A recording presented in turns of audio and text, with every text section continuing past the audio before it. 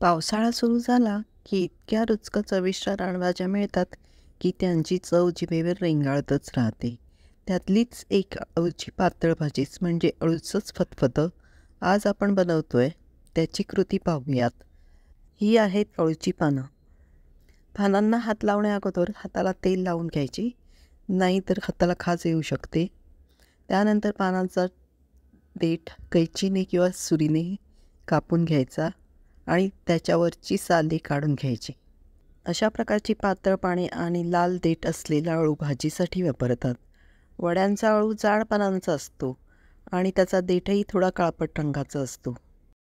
मग पानं आणि देठ स्वच्छ धुवून घ्यायचे.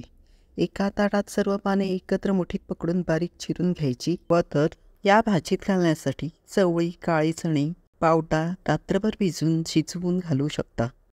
मग साल काढलेले देठही धुवून चिरून घ्यायचे. तुम्हाला पाहिजे असेल तर तुम्ही कुकरच्या भांड्यात अळू शिजवून घेऊ शकता, पण मी इथे पातेल्यात शिजवते. 1 ग्लास पाणी घालून शिजायला ठेवलं.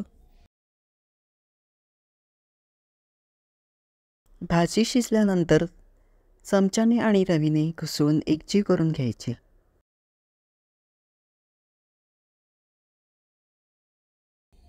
आणि मग त्यात टाकण्यासाठी अर्धा वाटी शेंगदाणे 2 ते 4 तासासाठी भिजवून घेतले होते, तेही शिजत ठेवले.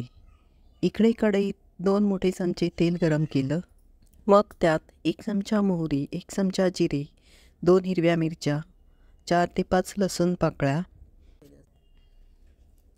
5 ते 6 कढीपत्त्याची पानं आणि मग 1 चमचा हळद व 1 मोठा चमचा बेसन पीठ घातले.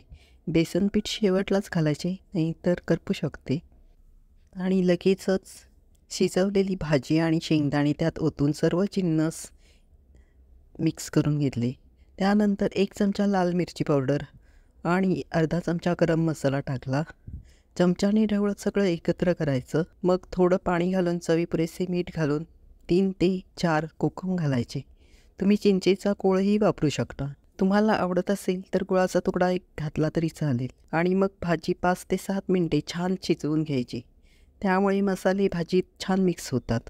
अशा प्रकारे आपली रुचकर पौष्टिक अशी अळूची पातळ भाजी तयार आहे. तुम्हाला जर अशाच प्रकारचे व्हिडिओ पाहायचे असतील तर या प्लेलिस्टवर नक्की क्लिक करा. व्हिडिओ आवडल्यास लाईक आणि सबस्क्राईब करून चॅनलला सपोर्ट करा.